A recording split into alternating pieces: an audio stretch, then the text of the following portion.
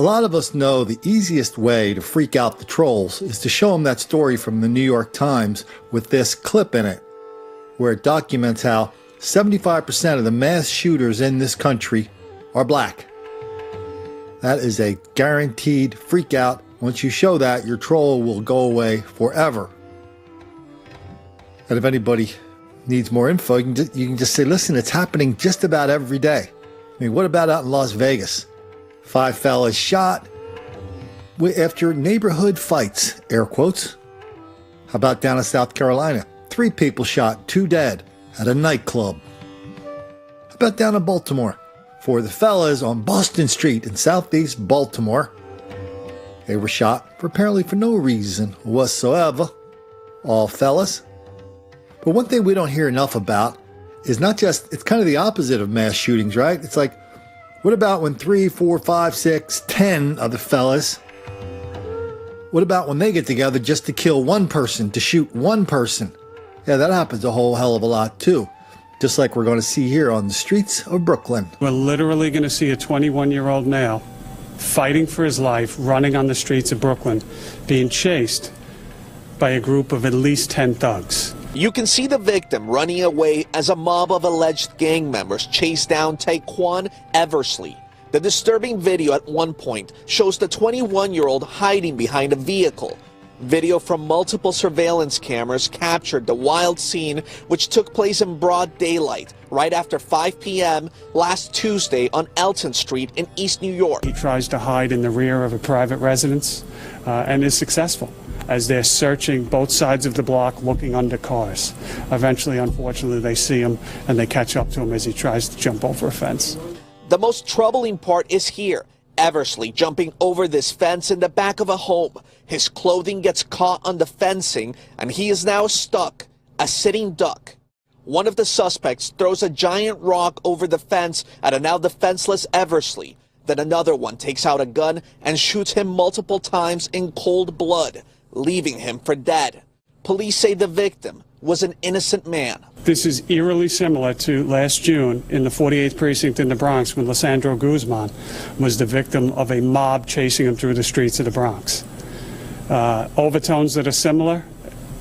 This is a gun, not a machete or a knife, but you have gang involvement and literally hoodlums with no fear of the law, organized.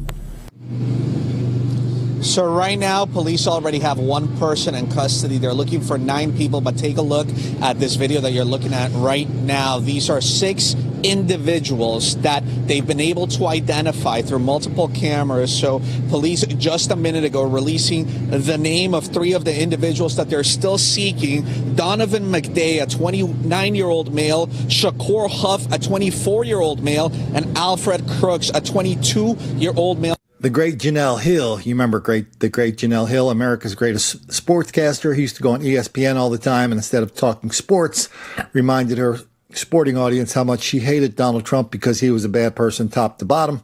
Anyway, she's still in the communications business, still putting out tweets. Today she put out a tweet reminding everybody, like asking everybody, why are we still hassling Jussie Smollett? Then she put up a little graphic that said, you know, the clearance rate for murder in Chicago is really low. So why aren't we using those cops to go catch murderers instead of bothering Jussie? Well, Janelle knows the answer to that better than you and I do. It's just like this story we just saw in Vegas. The 5 fellas shot in a quote-unquote fight. They got the guys in the hospital and they said, who shot you? And they all looked at the cops and said, we don't know nothing about nothing. So the only reason you don't have better clearance rate for murders in Chicago is not because the cops are eating donuts and drinking coffee.